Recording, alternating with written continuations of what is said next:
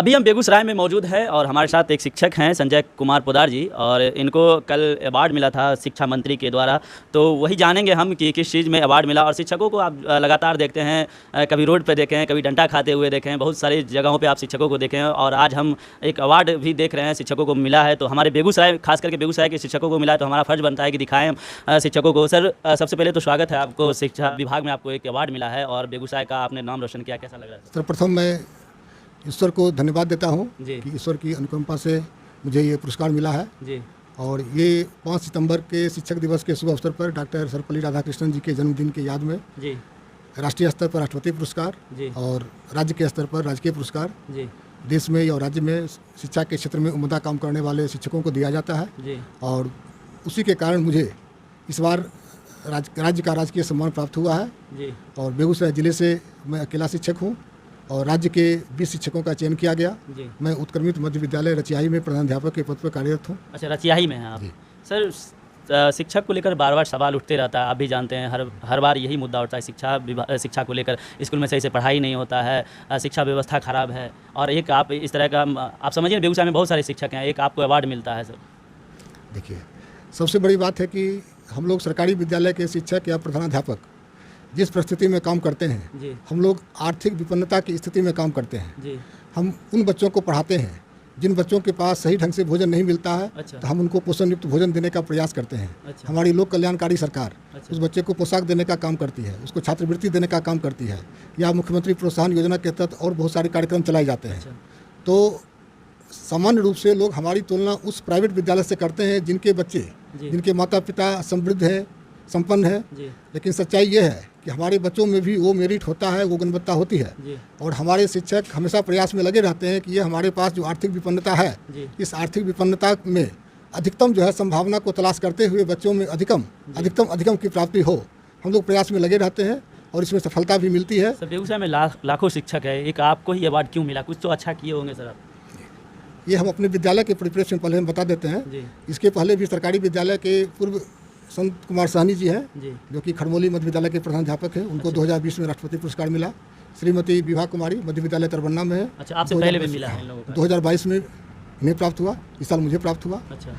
तो जो भी शिक्षक काम करते हैं, हम अपने शिक्षकों के सहयोग से, बच्चों के सहयोग से बच्चों के शारीरिक मानसिक सर्वांगीण विकास के लिए काम करते रहते हैं। अच्छा। और मुझे जो ये पुरस्कार दिया गया है, सरकारी स्तर पर जो भी कार्यक्रम होता है, तरंग कार्यक्रम हो, दक्ष का खेलकूद कार्यक्रम हो या विज्ञान प्रदर्शनी कार्यक्रम हो, हम अपने बच्चे को हर जगह पार्टिसिपेट कराते हैं। और हमारे विद्यालय के बच्चे हर जगह भाग लेते हैं और कहीं न कहीं जो है प्रथम स्थान, द्वितीय स्थान, कोई न कोई स्थान प्राप्त करते हैं। और जिसके कारण कि पिछले 10 सालों से मैं 2012 से उत्क्रमित मध्य विद्यालय रचियाही में हूँ। और कोई न कोई प्रतियोगिता में हर एक साल हमारे बच्चे राज्य स्तर तक जिला का प्रतिनिधित्व करते रहे हैं। और इसी के कारण मुझे यह पुरस्कार मिला है, जिसके लिए मैं सरकार को धन्यवाद देता हूँ। अच्छा, शिक्षा मंत्री खुद आपको अवार्ड दे रहे थे? जी हाँ।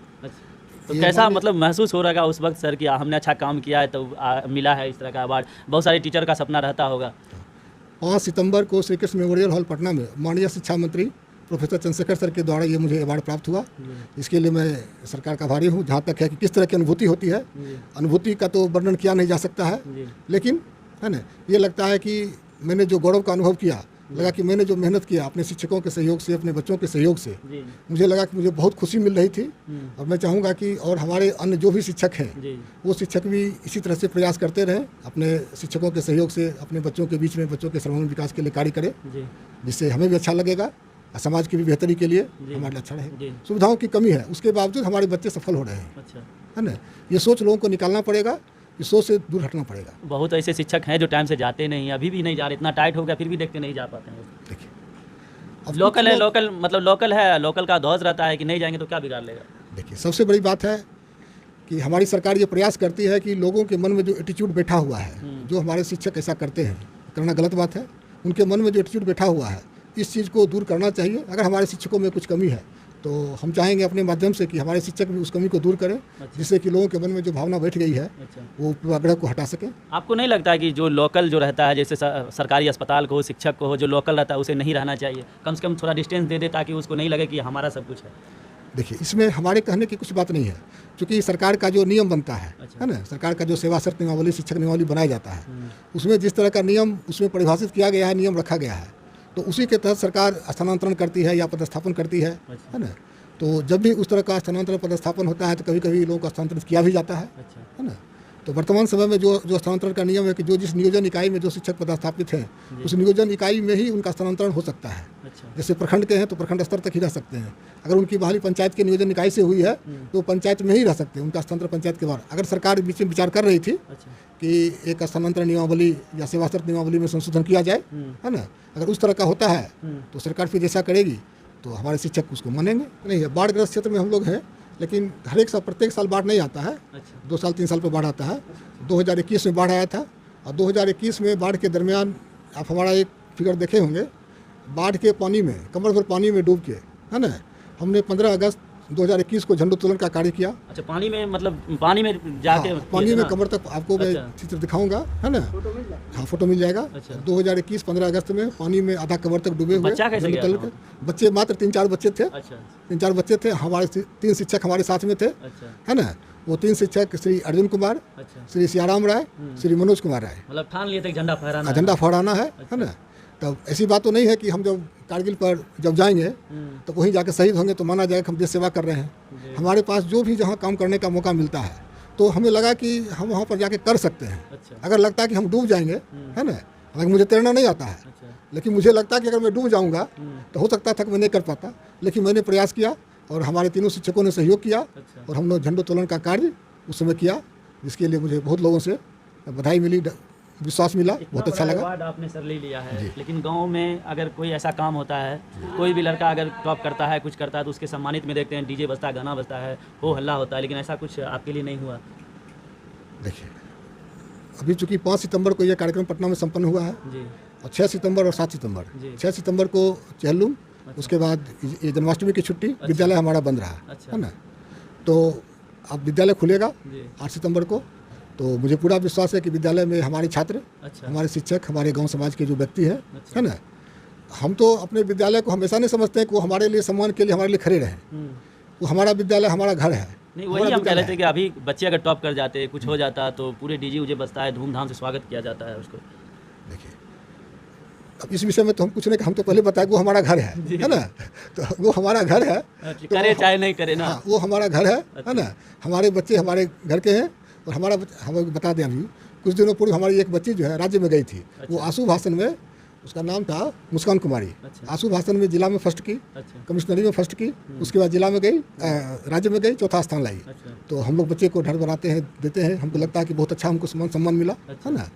तो जहाँ तक मेरे लिए आप कहते हैं, ये हमको उचित नहीं लगता। मन में भाव तो रहता है सर कि हमने इतना बड़ा अचीवमेंट किया है तो क्यों नहीं स्वागत होना चाहिए था। जब एक बच्चे के लिए होता है, सबके लिए होता है। हमारे शिक्षक अगर इतना बड़ा काम किए हैं, उनको सम्मानित किया गया, तो क्यों ना होना चाहिए। और हमको पूरा विश्वास है कि हमारे शिक्षक, हमारे बच्चे, है ना, इस भावना से ओतप्रोत होंगे और मैं जाऊंगा तो मेरा स्वागत निश्चित रूप से करेंगे। क्योंकि देखिए, हमारे मीडिया जगत के लोग भी हैं, जब बच्चे कुछ टॉप करते हैं, कुछ बन जाते हैं, तो पूरा मीडिया आना जाना एकदम पूरा लगा रहता है। आप तो कल आए होंगे, अभी तक कोई नहीं, मतलब दिखाना भी नहीं समझा होती थी, इसलिए हम ये कह रहे हैं। बेगूसराय के पेपर में छपा था। हाँ, बेगूसराय के पेपर में छपा था, दैनिक जागरण में और हिंदुस्तान में भी जी। लेकिन हिंदुस्तान में जो कवरेज मिलना चाहिए, वो कवरेज नहीं मिल पाया, है ना। इससे थोड़ा सा मन तो आहत होता है, है ना, थोड़ा सा मन तो आहत होता है। आप हिंदुस्तान की मैं प्रति आपको दिखाऊंगा। एक प्रखंड और जिला स्तर के जिनको जो हेडलाइन था, है ना, उसके नीचे में बहुत छोटा सा दिया गया, कोना में डाल दिया। हाँ, छोटा सा स्थान दिया गया। हालांकि हमारे ब्यूरो चीफ स्मित पराग जी से बात हुई, है ना, तो 6 सितंबर को नहीं छपा। तो मैंने उनसे फ़ोन से बात की, तो मैंने उन्हें भेजा, तो उन्होंने मुझे स्थान दिया। आपको बोलना पड़ा ना? जी, उनको कहना पड़ा, जी कहना पड़ा। सोचिए ना, आपको कहना पड़ा इसके लिए कि आप ये, फिर भी छोटा स्थान दिए इनके लिए। आप मीडिया बंधु को जानकारी कहीं से मिली, हमारे विद्यालय में आप लोग गए थे, हमको पता चला कि आप लोग आए हुए थे, हम उसमें पटना में थे, आप लोग को जानकारी मिली, आप आए, इसके लिए बहुत बहुत धन्यवाद। और मैंने 2 मिनट जो है अपने विद्यालय के विषय में माननीय चंद्रशेखर सर से बात भी की। मैंने उन्हें कहा कि मैं सर बेगूसराय से आया हूँ, मैं चाहता हूँ कि अगर आपको मौका लगे कभी बेगूसराय आने का, तो आप हमारे विद्यालय पर आएंगे तो हमें बहुत अच्छा लगेगा कि हम किस परिस्थिति में और किस हिसाब से काम कर रहे हैं। विद्यालय में कमी है क्या? हाँ, हमारे सरकारी विद्यालय में तो कमी रहती ही है, हमारे विद्यालय में कुछ विशेष कमी है। तो मैं चाहता था कि उसे भी आके सर देखें, और जो कमी नहीं, मतलब जो भी है और कुछ मिले हमको, है ना। और जहाँ तक कमी की बात तो उन्होंने कहा कि ठीक है ना, कि हमारे जब हम कभी बेगूसराय आएंगे तो प्रयास करेंगे, और उससे जब कभी आपको अगर मौका लगे, है ना, तो आप हमारे सचिवालय में आएँ हाँ, सचिवालय में आए, मिले, जी। अच्छा आश्वासन दिए। अच्छा, कमी के बारे में बोल रहे थे स्कूल। हाँ, क्योंकि हमारा गांव जो रचियाही है अच्छा ये बहुत गरीब गुरबा दलित पिछड़ा का गांव है और यहाँ पर हमारे विद्यालय के लिए भूमि की बहुत कमी है। अच्छा, छोटा विद्यालय है। बहुत छोटा विद्यालय है, भवन के लिए भूमि की खेलने उलने की जगह नहीं है बच्चे। खेलने का जगह नहीं है। हालांकि जो खेलने का जगह वहाँ पर दिखता है, अच्छा लेकिन वो वास्तव में एक पूर्व मुखिया है सुरेंद्र बाबू, उनकी ज़मीन है। कभी कभी बीच में ज़मीन वो अपना खेती के लिए जोत भी लेते हैं तो दिक्कत भी होती है। अच्छा तो हम लोग प्रयास में उनसे लगे हुए हैं कि वो ज़मीन जो है हम लोगों को, तो गांव समाज के सहयोग से लगे हुए हैं कि वो सभी जो उनको मिले। अच्छा, आइए सर, आप भी आ जाइए, थोड़ा बताइए कैसा महसूस कर रहे हैं आप, कौन लगते हैं सर का? जी मेरे ये भाई क्या नाम, क्या हो पहले नाम बताइए। मेरा नाम है दीपक सावड़कर अच्छा और ये मेरे बड़े भाई हैं श्री संजय कुमार पोद्दार, प्रधानाध्यापक। क्या कहेंगे, सर को मिला है, इतना बड़ा अवार्ड मिला है, बेगूसराय में पहले व्यक्ति हैं, मतलब इससे पहले भी मिल चुका है, इस साल पहले व्यक्ति हैं, क्या कहेंगे? जी इसके बारे में तो ये बेगूसराय ज़िले के लिए गौरव की बात है और हमारे शिक्षक समाज के लिए गौरव की बात है। शिक्षक पे बार बार सवाल उठते रहता है। शिक्षक पे सवाल उठना जहाँ तक सोच अपनी अपनी है, लेकिन जितने भी सरकारी शिक्षक हैं जहाँ तक संभव होता है बेहतर देने का प्रयास करते हैं और कर भी रहे हैं। एक बार और पूछेंगे, सर से भी पूछे कि किसी भी बच्चे टॉप करते हैं, कुछ बन जाते हैं तो पूरा धूमधाम से जश्न मनाया जाता है, लेकिन अभी तक ऐसा सर के लिए नहीं देखा गया। सर बड़े ही शांत स्वभाव के हैं। बेगूसराय के कोई मिलने भी नहीं आए अभी तक, अगर कोई बच्चे कुछ में बन जाते हैं कुछ तो पूरा एकदम मिलता है आशीर्वाद। ये हाँ ये बात है, लेकिन फ़ोन पर बधाइयाँ मिल रही हैं सर को, है ना। बस इनको अपने काम से मतलब है, काम करते रहे हैं, बहुत दिनों से हैं और काम कर रहे हैं, विद्यालय के प्रति समर्पित रहते हैं और इसका प्रतिफल इनको मिला है। देर से ही कहेंगे लेकिन मिला है और आने वाले समय में बेगूसराय ज़िले में बहुत सारे शिक्षक ऐसे हैं जो तन मन और धन का मतलब है कि खुद अपना भी कुछ लगा करके जी विद्यालय का विकास कर रहे हैं और उम्मीद करते हैं अगले साल, इस साल तो एक शिक्षक हुए हैं, अगले साल हो सकता है 2-4 शिक्षक हमारे ज़िले से चयनित हों, जो हमारे बेगूसराय के लिए गौरव की बात होगी। चलिए, बहुत बहुत शुक्रिया। अभी हम बेगूसराय में हैं और बेगूसराय में आपने देखा कि संजय कुमार पोद्दार जी, जिनको शिक्षा मंत्री के द्वारा क्या कहता है सम्मानित किया गया, तो हमने सोचा कि आप लोगों को दिखाएं। देखिए, बेगूसराय में कोई बहुत सारे मीडिया हैं और हमारे साथी भी अभी आए हुए हैं।